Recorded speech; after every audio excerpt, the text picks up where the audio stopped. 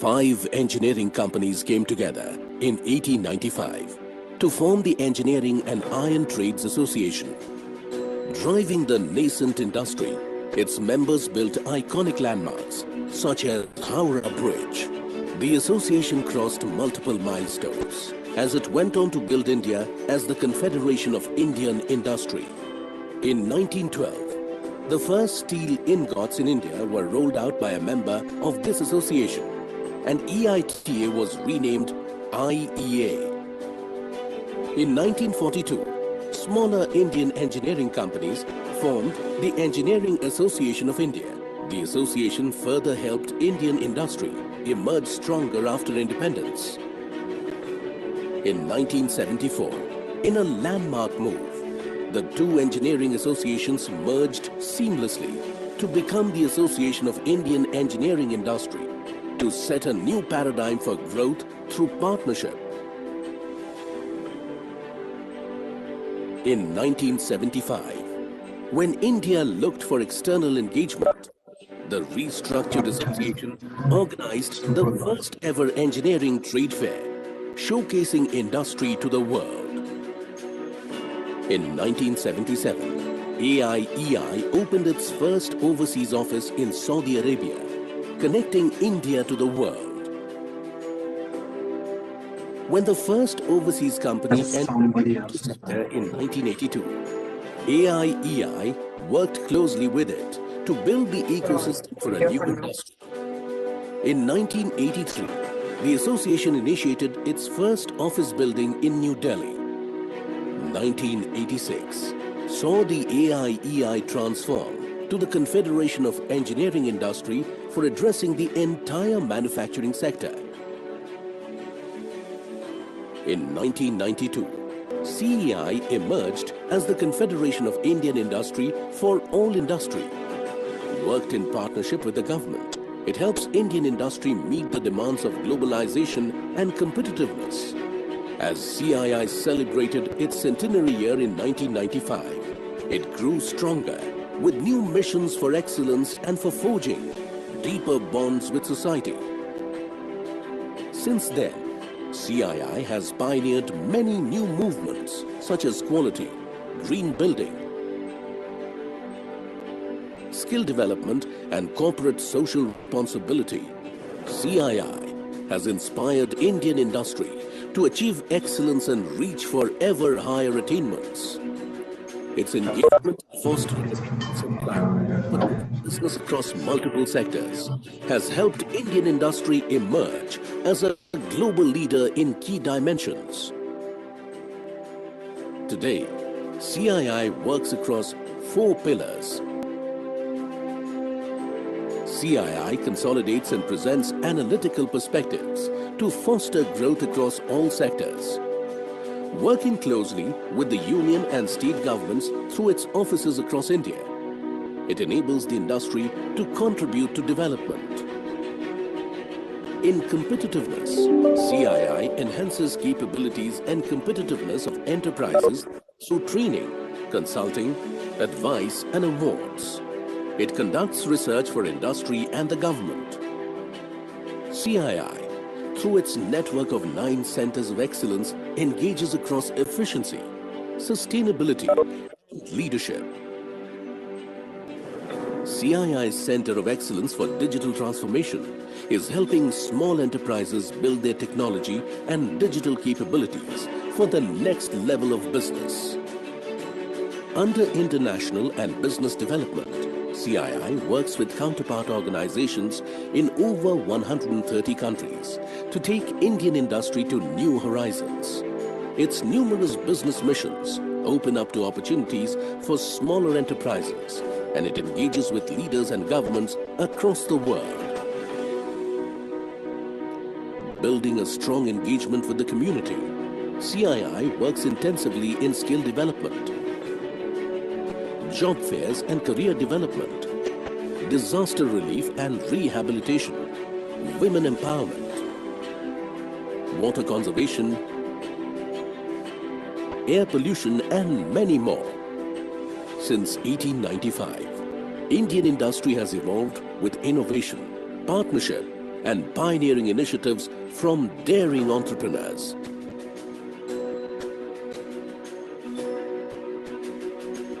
For 125 years, as India's development institution, CII has partnered Indian industry on its extraordinary journey of success.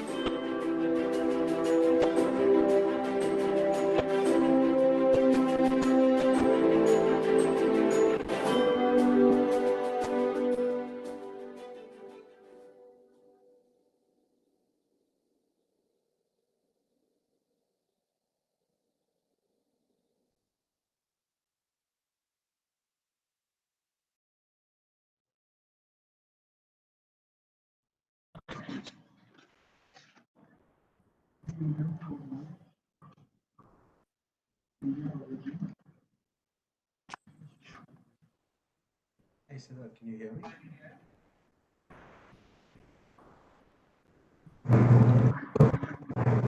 You can start, Rajat. Hello everyone and welcome to today's CII Jakarta exclusive knowledge webinar session on AI Meets Fintech under the purview of Virtual AI India 2021 show. In next 1 hour, our eminent speaker, Mr. Gaurang Paranji from Jakarta Financial Advisory and Technology will discuss the application of artificial intelligence in fintech, followed by use cases of artificial intelligence across various verticals in the finance industry. The delegates will get to know the doors that artificial intelligence will open for operational efficiency in financial institutions. Mr. Gaurang Paranji works on the AI team within Jakarta. Mr. Gaurang has earned an undergraduate degree in mathematics from the University of Buffalo. He has a number of years of experience in the startup landscape, with hands-on experience in the use and implementation of artificial intelligence solutions within the financial institutions. To begin with session, may I invite Mr. Gaurav Paranji to initiate his presentation. Forum is all yours, Mr. Gaurang. Thanks. Just wanted to confirm if you can hear me. Awesome. Give me 1 second. I'll just share the presentation.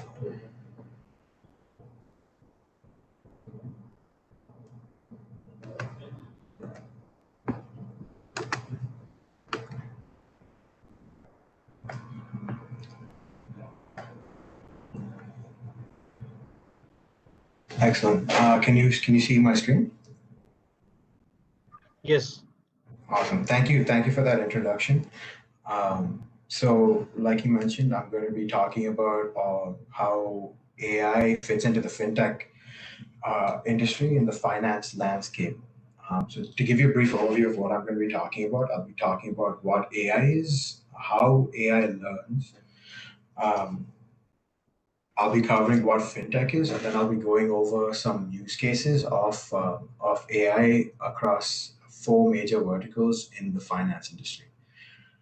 Let me start off. What is AI? AI as a concept dates back to the 1950s, but many of the technological breakthroughs required to bring it and to make it a reality only occurred in the 2000s. So, cheaper memory, as well as access. Now, the term AI is applied to any technique that enables computers to mimic human intelligence. So, this could be via using just logic or machine learning. So, I'll be talking about machine learning, focusing obviously on machine learning and deep learning. But what do these terms mean? So, machine learning and deep learning are subsets of AI. Machine learning is what enables computers to learn on their own. So if you think of machine learning as one layer of thinking cells, deep learning is what you get when you stack these thinking cells. Deep learning models are basically inspired by the human neuron. So, like we do, they work very well with unstructured data, such as images, text, and social media posts. They're able to adapt through repetitive training to uncover hidden patterns and insights that we might not even have noticed. They're the reason our smartphones can complete our sentences or even talk back to us right now. But how do these models learn, right? What do we do with all this data? How do we three types of ways in which these models supervised learning, unsupervised learning, and reinforcement. So in supervised learning, the algorithm is fed a set of training data that contains labels. So transactions, they might be labeled as fraud. The algorithm then learns a general rule of classification, which it uses to predict labels for any new data points. These kinds of algorithms deal with two types of problems very well. They deal with classification problems and regression problems. So classification problems are when the output variable is a category, right? So in the medical field, whether a person has a disease or doesn't have a disease. Regression problems are when the output variable is a continuous value, such as a stock price prediction. Now, unsupervised learning is fed the same, can be fed the same data, but it doesn't require the labels. So the computer essentially organizes itself. It's self-organizing learning, with the main aim being to explore underlying patterns and predict the output. So basically, we provide the machine with data and ask it to look for hidden features and kind of cluster the data in ways that make sense. So these models are good at solving two kinds of problems. So, like I said, clustering problems, where you want to unveil like hidden inherent groupings within the data. So, if you were trying to classify pictures of animals, you could perhaps classify as them as having four legs or two legs, or whether they're land animals or sea animals. Then they're also good at association problems.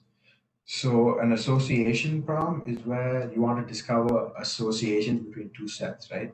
So take the example of Amazon. Like if you go on Amazon and buy a computer, you might also want to buy headphones or a mouse. So AI is also good at uh, predicting that. Then we have reinforcement learning that kind of falls in between supervised and unsupervised learning. So in this case, you'd feed it unlabeled data, but here the model chooses an action for each data point on itself. What happens after that is that it receives feedback. So it's maybe from a human, maybe from another model, saying that you made the right decision or you made the wrong decision. And that's how the algorithm sort of teaches itself. Reinforcement learning is mostly being used in robotics and game theory and self-driving cars, not so much in finance. So, where is AI being applied right now in the finance landscape? So, first, the application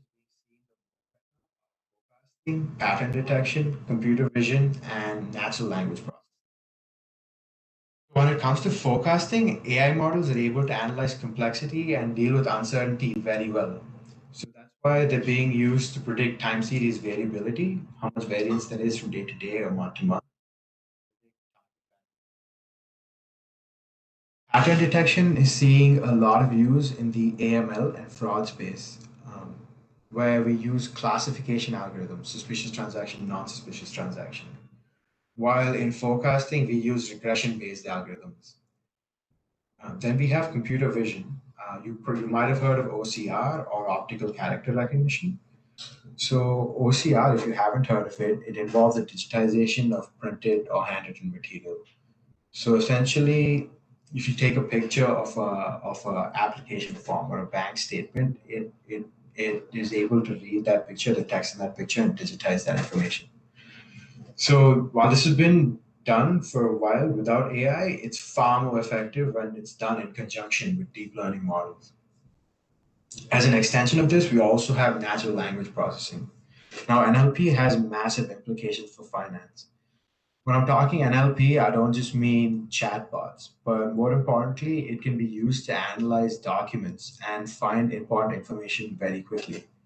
So, in case you have a long commercial real estate contract, you're able to identify the important clauses and bring those to the forefront very quickly.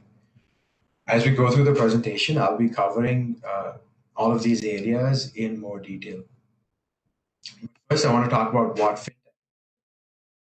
so fintech is at the confluence of finance and technology. Uh, Essentially, the term is used to describe any new tech that seeks to streamline and improve the delivery and use of financial services.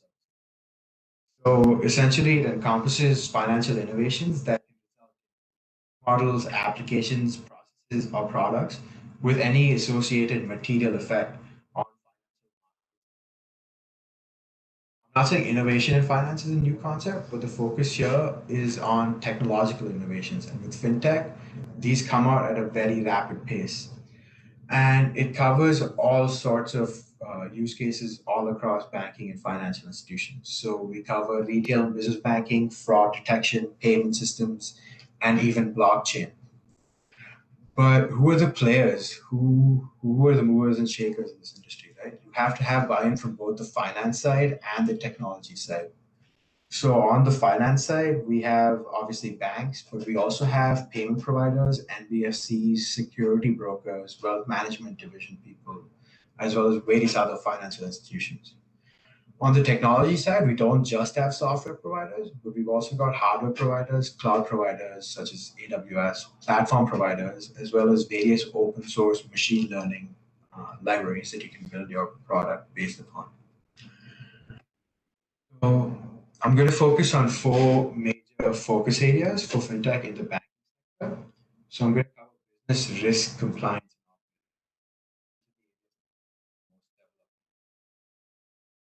So business consists of anything that's client facing or anything that helps grow the business. So in this case, lending both to small and medium enterprises. Then you have payments, you have invoice financing. And we have risk, which is an essential function to any financial institution, right? Like it's what ensures that a bank is able to remain a bank, or that a business remains an ongoing concern. There's many kinds of risks, but the sectors that are being addressed the most right now are credit and operational risk. So when I talk credit, I mean credit scores, alternative credit scores, as well as various underwriting functions. So deciding who's creditworthy and whether they're going to remain creditworthy in the future. But we also have early warning systems. So if there's any change in the customer situation, it's able to give you a warning X periods ahead of time, saying the customer might default in the future. Then we also have watch list screening, which is essentially to make sure the bank doesn't take on any unwanted risks. Then we also have compliance. Now, compliance is a big sector for fintech. Technology in this sector is usually referred to as RegTech, regulatory technology, and it's this sector is massive for fintech. The reason for that is regulatory compliance has historically been a massive cost center to banks, and they're always looking for ways to streamline this experience. Now, compliance takes many forms, but the most important are AML or anti-money laundering and fraud detection. Fraud detection occurs both ex post after the fact or real time, which bring with it each bringing with it their own challenges. Then we have our operations vertical, which is everything behind the scenes. It's where the bank monitors their ongoing operations, so they can ensure that that they're maintaining their portfolio along their guidelines. So this includes ongoing KYC remediation, customer onboarding, as well as data analytics. So now I'm going to walk you through a few use cases highlighting each of these verticals, starting specifically, I'm going to focus on digital lending. So why rural populations, right? India is massively rural, but for many reasons, their credit needs have largely been untapped. There's massive hurdles to the deployment of physical lending period is usually short, so banks aren't able to generate from each loan. Additionally, people in this sector usually have no regular salary and they don't really have a credit history. So, if you want to get a picture of who they are and how they're going to be as a customer, you have to look through physical evidence of their balance, right? Like a passbook. Um, See, this process is very labor. After somebody has to either manually be or images that are captured in the field have to be sent back to a middle office or back office team where they have to extract each and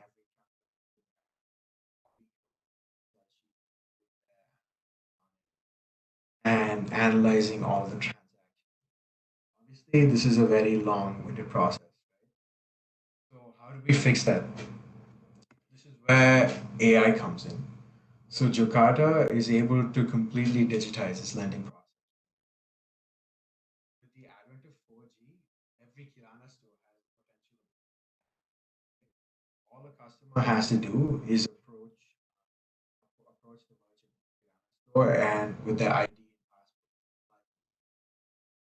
We take a if you take the merchant does what he's always been doing, he takes a picture of the ID, sending it to a back office team that he can send it to a computer vision model that extracts all of the relevant information from the ID and the password. The data can be, since it's digitized, it can be automatically analyzed by a rule engine and taken in conjunction with the identity and address proof. They can approve loans. We can approve loans automatically based on preset rules. Now, obviously, it would be a big deal if we misreading something in the passbook or misread something in the passbook. So, we take a two-pronged error detection model to flag just this possibility. So we do a top-down as well as a bottom-up approach to to tally the credits and debits and make sure they make sense when you compare it to the balances column. If they don't compare, we flag the transaction and then send it to an analyst along with the suggested value. All he now has to do is either approve the suggested value or edit it to something that makes sense. So his role has gone from doing these menial repetitive tasks to focusing on approving the loan and error detection. Now the same model can be generalized not just to extract info from passbooks, but also to extract bank statements or even handwritten applications. These documents can be verified by the model itself to enable that end-to-end process along with a fraud detection model. Now, lenders have long since relied on credit scores to make lending. As I said, the information in this sector is usually very skinny. So the model can also extract items like loan payments to other companies, EMIs, bounced checks, and all of that. And these factors can also be taken into consideration before when approving the loan. But what if there is a problem in the loan approval process? Like, what if the merchant or the customer has to reach out to somebody, right? Well, they can reach out to through a chat. Now, chatbots are ubiquitous on the web.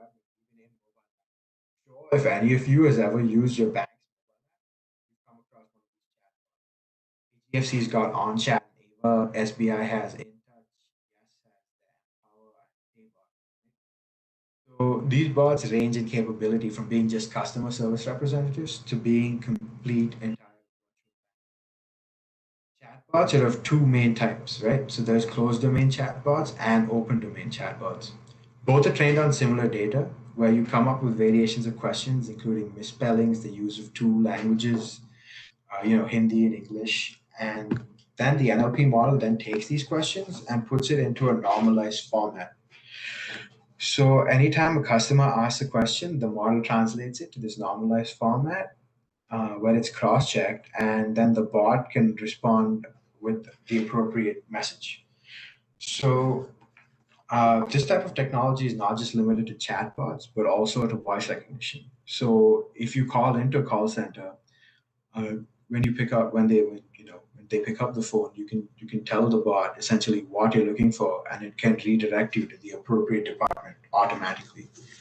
Then there's also sentiment detection technologies, which can be used to evaluate the performance of the human representative on the call, right? Like if the customer sounds happy at the end of the call, like great, or if the customer sounds angry or feels angry when he's sending you a message or when he's on the phone, he can that can also be detected, and you can maybe serve him better or bump him up the line. So now moving on to a use case in risk. So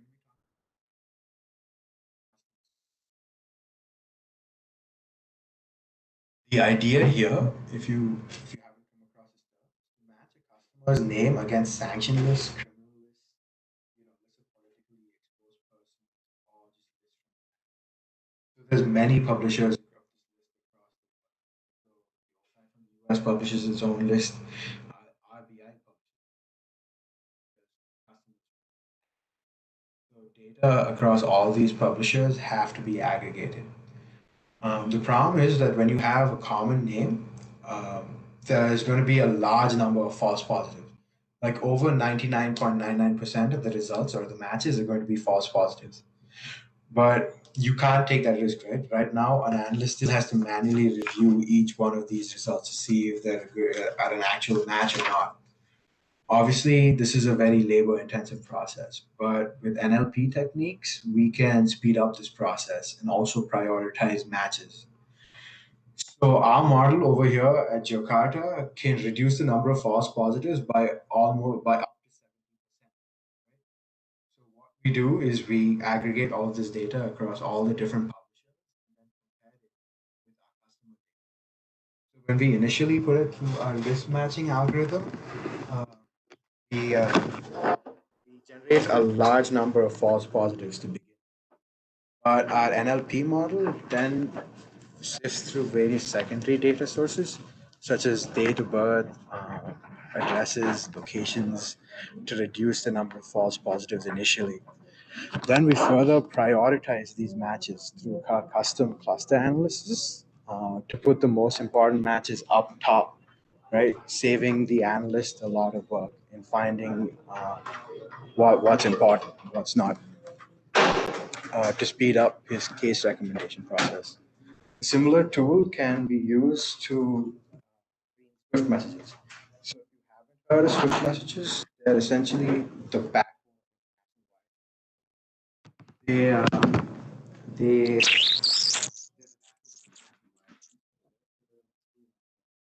nationally across the globe among all sorts of financial institutions. Now, a medium-sized bank often handles over 10,000 Swift messages a day. And each one of these has to be screened since international wire transfers are one of the main avenues through which money is laundered or tax is evaded. Obviously, going through 10,000 messages a day is a massive challenge for any person. An even bigger problem is that a lot of times they're trying to obfuscate data. The person sending the message might just put all of this information in free-form text, making it very hard for traditional computer models to analyze all of this data. But NLP models can come in here. They're very good at analyzing big chunks of data and finding important information. So the countries that are being transacted between, the currencies that are being used, the names of any parties, and if there's shipping involved, even the names of the ports that are being traveled between, as well as the vessels that are being used. The the model itself can extract all of this information and compare them against sanctions, speeding up the process considerably. But are there any other use cases in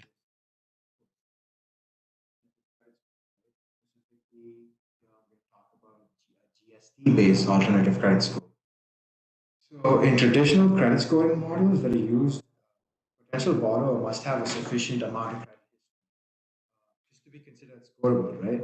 In the absence of if this information isn't available, a credit score can't be generated, even if the customer is potentially creditworthy. Even if you time, you might not be able to lend to this person. However, GST filings are compulsory for any business, every business. So I'm sure you all know what GST is. It's an indirect tax that was implemented across India in 2017. So it follows the principle of one country, one tax. As such, has replaced many tax laws. It's a comprehensive multi-stage destination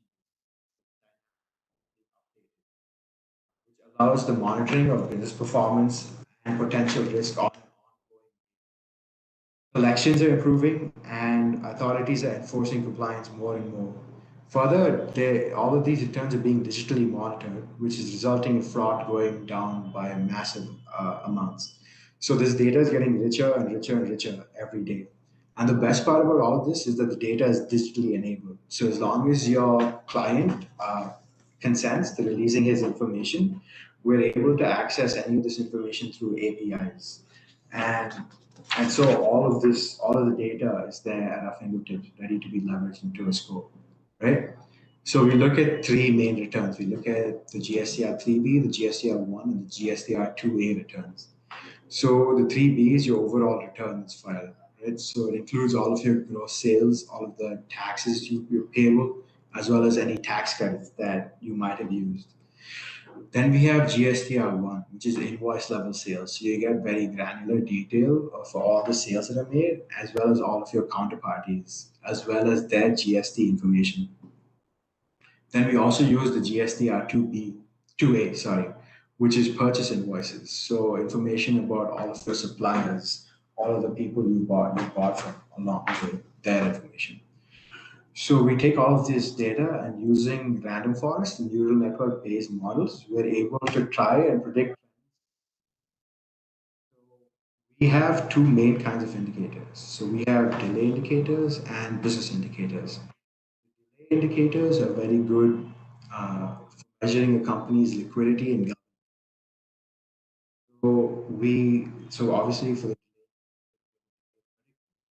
the extent of delays in GST payments going out just based on historical data tells you how likely they are to pay the tax, which is obviously an indicator of both the liquidity and the government. And we have the payment propensity index, which is a composite payment behavior index, another good indicator of liquidity. It's based on GST 3B filing patterns, which are adjusted for underreporting also by comparing the difference in values between the GSTR1 and 3B. Then we also have the filing consistency index, which is a good governance index that considers an entity's information disclosure, the transparency levels, as well as the timeliness of their filings and GST payments.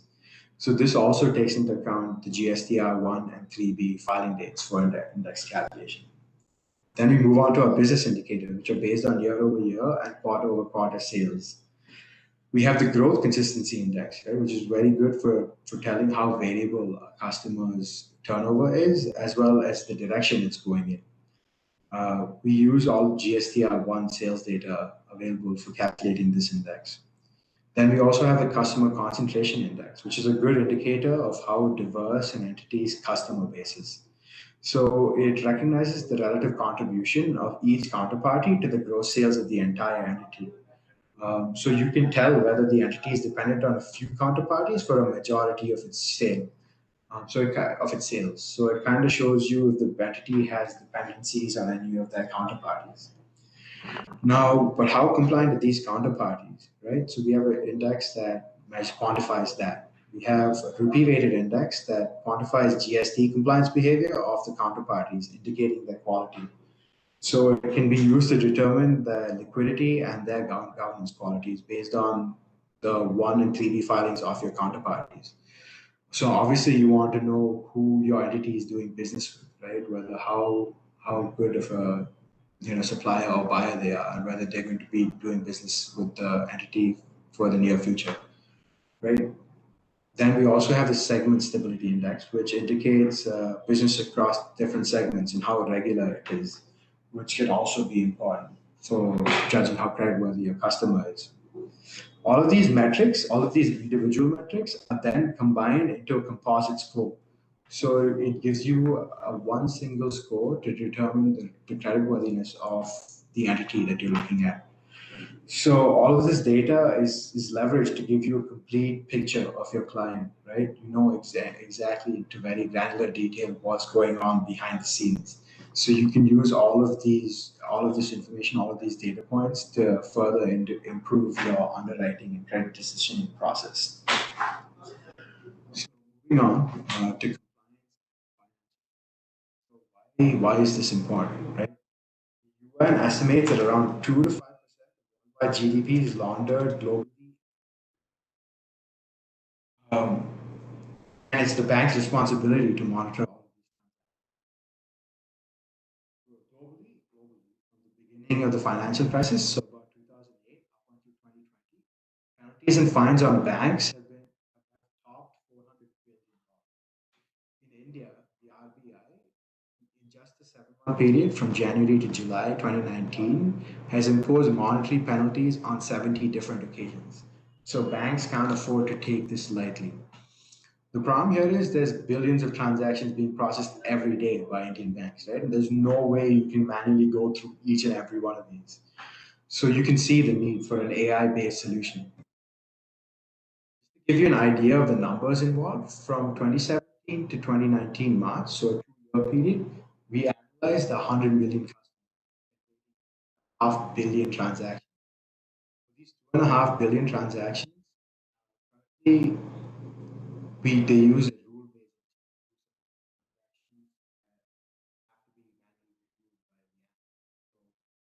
million of these transactions triggered, but only 902 of those transactions actually resulted in STRs, or suspicious transaction reports.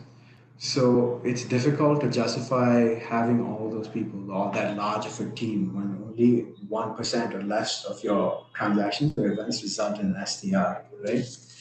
Luckily, AI is very good at these types of classification prompts. Quite a two-pronged transaction suspicion. At first, we used typical rule-based AML, right? So all of these transactions are to an ensemble of models, so collection of models, supervised. And once they make their recommendation to the analyst, what distinguishes this is that the analyst input and feedback is taken back into the model, and the model uses that information to train itself and make better suggestions the next time. But we also, to bolster this decision, we also use a customer segmenting and anomaly detection approach. So what this means is that we segment customers, right? So we can segment it in various ways. For example, take high net worth and low net worth individuals. If a high net worth individual is making 10 lakhs worth of transactions every day, that's not really a problem. It's not really out of the usual, right? But if someone from a village is suddenly transacting 10 lakhs a day, that's something's fishy there, right? So that would be the transactions like that would be detected by our model and used to give a recommendation to the analyst, who can then take this into consideration as well when he's decisioning a case. But what good is all? What good are all these models that aren't able to leverage results into operational efficiency? I mean, that after all is the name of the game. So take GST analytics for instance. While calculating the GST-based credit score, the model gathers a lot of data. Right? So instead of letting all of this data go to waste, we collect it into a nice little handy report the operations team can use to monitor the state of the company on an ongoing basis. So let's take a look at this report. Right? So up top, you can see a summary of the company.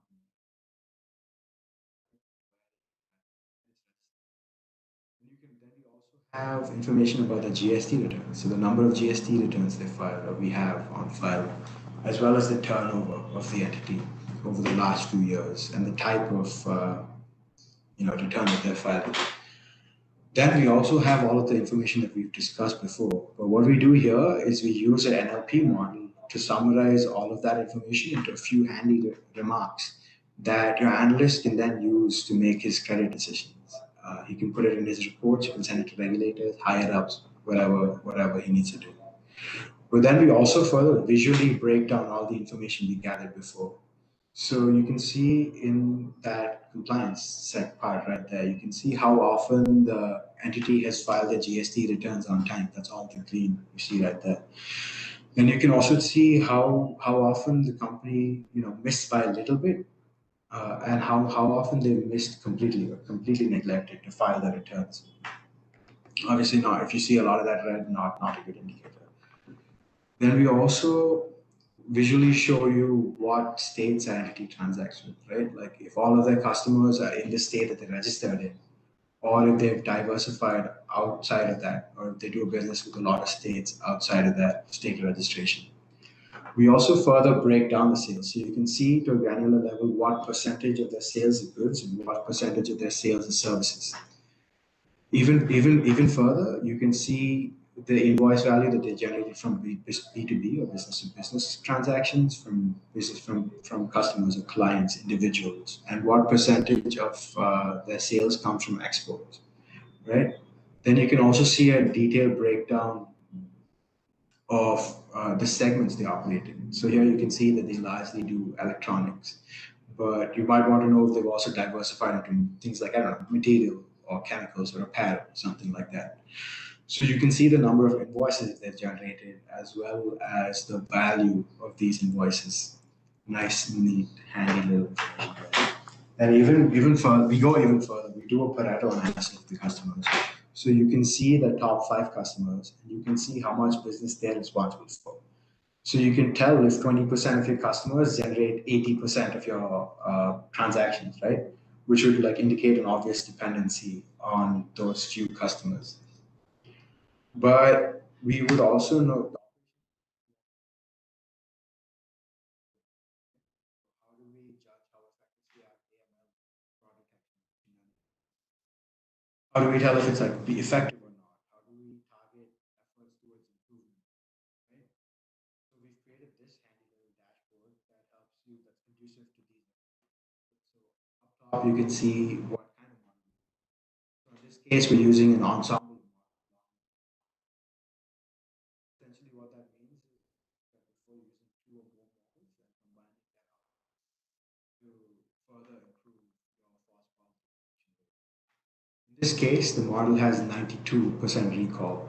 So what that means is that it detected 92% of interesting features. So in this case, that would be suspicious transactions. So if there were 100 suspicious transactions, the model was able to find 92% of them.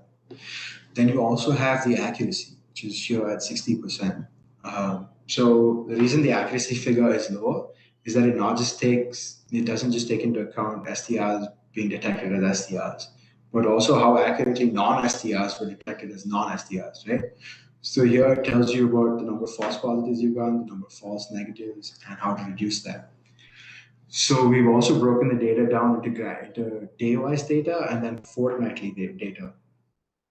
So in the daily data, you can see that 3,000 cases were recommended for closures today, as well as the number of SDRs, that possible SDRs.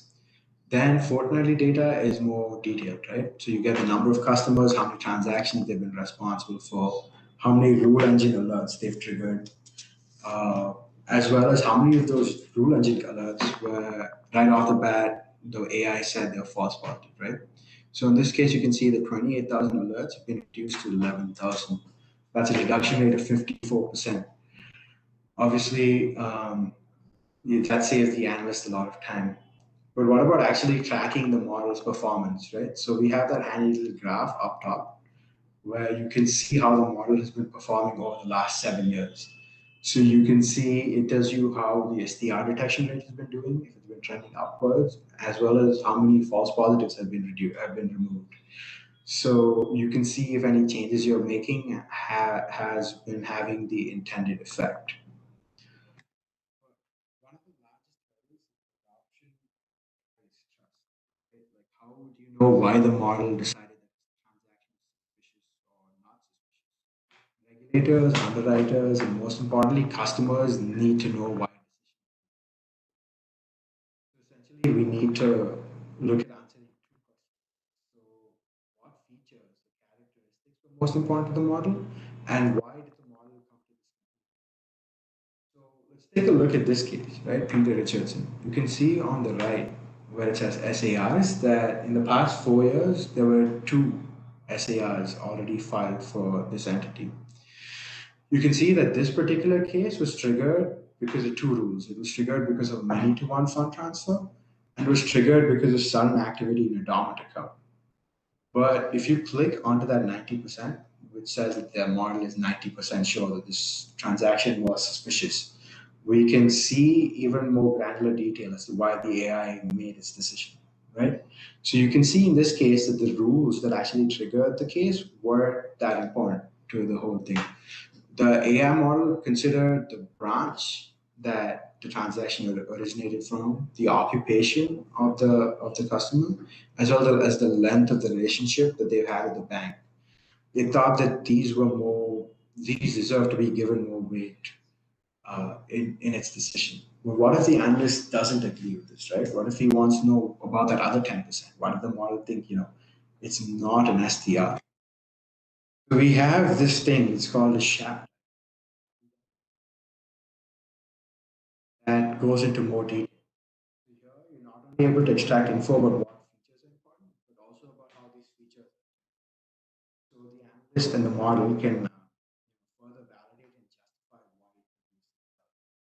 So here it's on a scale of 0 to 1. Red stuff is why the model thought it was an STR. Blue stuff is why it thought it wasn't an STR. As you can see, in this case, the red outweighs the blue. So naturally, the AI thought that it was a suspicious transaction. But if the analyst goes into this and he says, I think the product type or the occupation subtype are pretty important reasons for this not being an SDR, he can go ahead and write that in his report. So while in the past, a big problem with machine learning models or deep learning models was that they were black boxes, massive strides have been made in addressing this issue. Interpretation tools have come a long way in increasing transparency, and as you can see, they're now able to very granularly explain the reasons behind their decisions. So when it comes to explaining your decisions, not only can the banks be more comfortable, but also regulators can be more comfortable. And with this comfort, you're going to see more and more uptake of AI in the finance sector.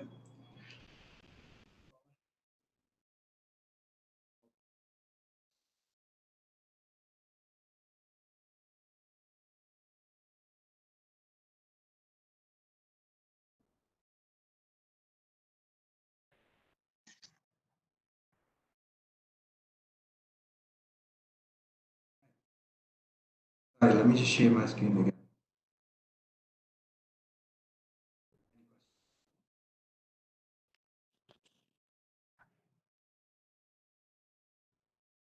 Thank you, Mr. Gorang. I would like to thank once again Mr. Gorang for his insightful presentation. I must mention a deep sense of appreciation for Mr. Gorang for giving an excellent coverage and explanation to applications and use cases across various verticals of finance industry.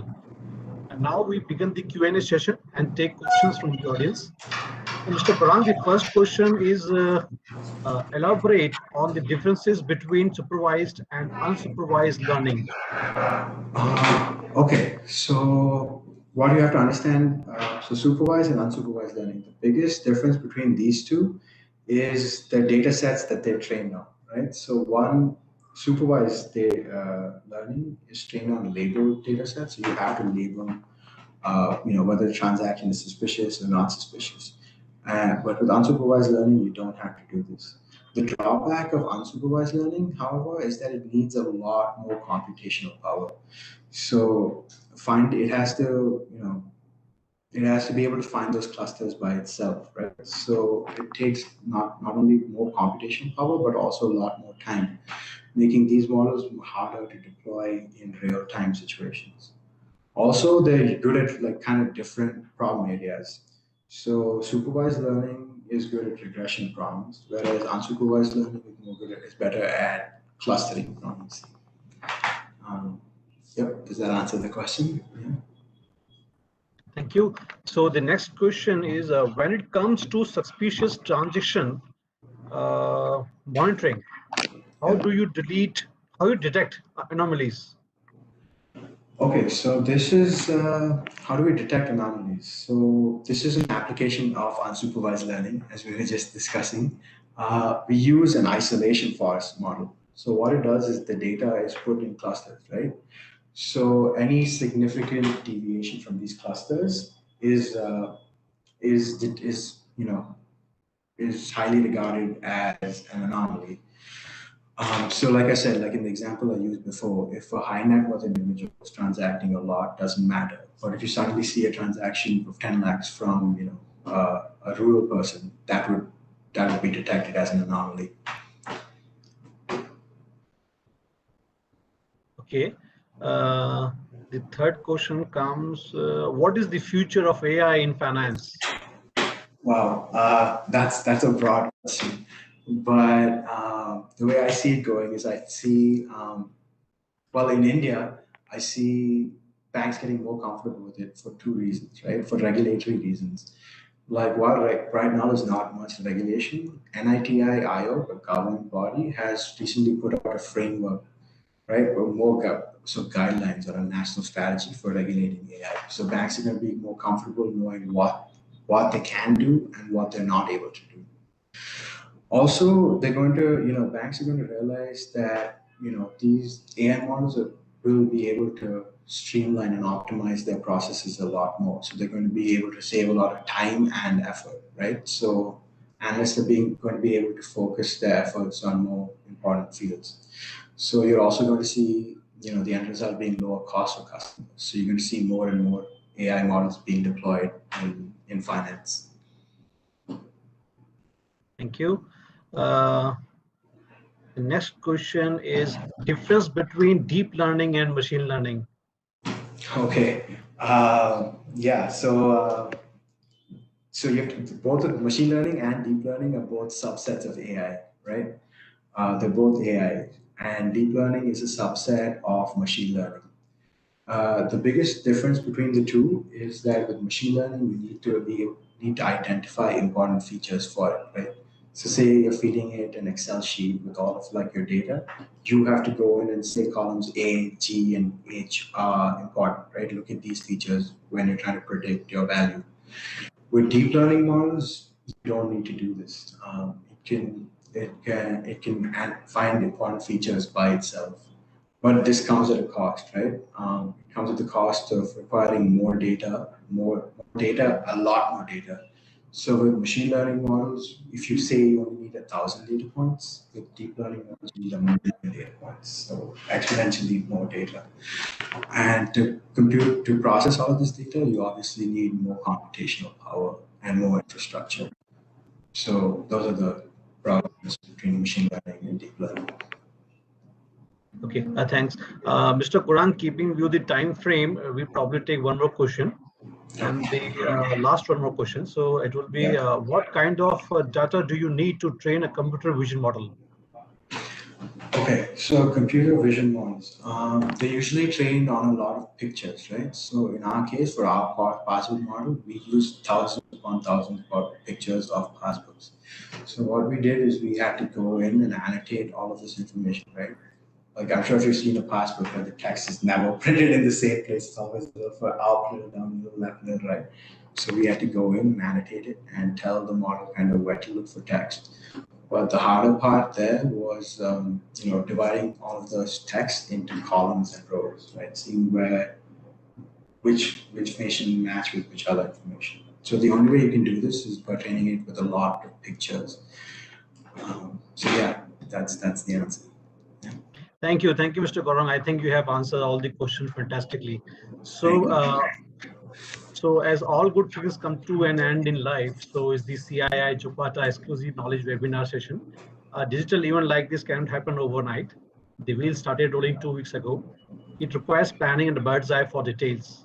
On behalf of Confederation of Indian Industry and Jupata Financial Advisory and Technology, I take this opportunity to thank everyone, those who have directly and indirectly contributed to this session.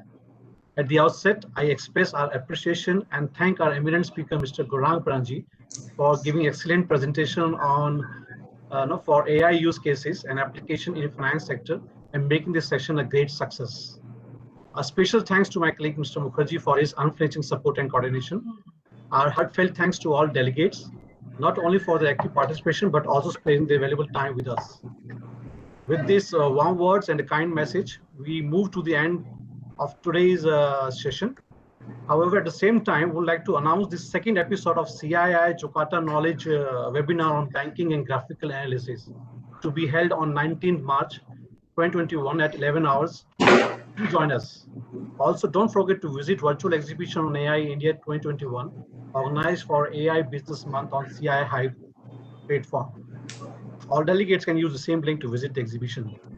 The show is leading the way in shaping India's vision of technology, leadership for inclusive growth, with a focus on leveraging AI for inclusive socio-economic growth empowering 1 billion plus in line with the government policy of Atmanirbhar Bharat. This initiative of CII AI Business Month, AI India 2021, will play a critical role of catalyst in building a responsible AI ecosystem in India. Collaborate and sensitize various experts, leaders, technology players, and other stakeholders to complement national strategy, public services, other pressing priorities, and bring an investment to support Make in India vision of the Honorable Prime Minister. So with this, thank you and wish you all healthy and safe week ahead. Goodbye and stay blessed. Thank you.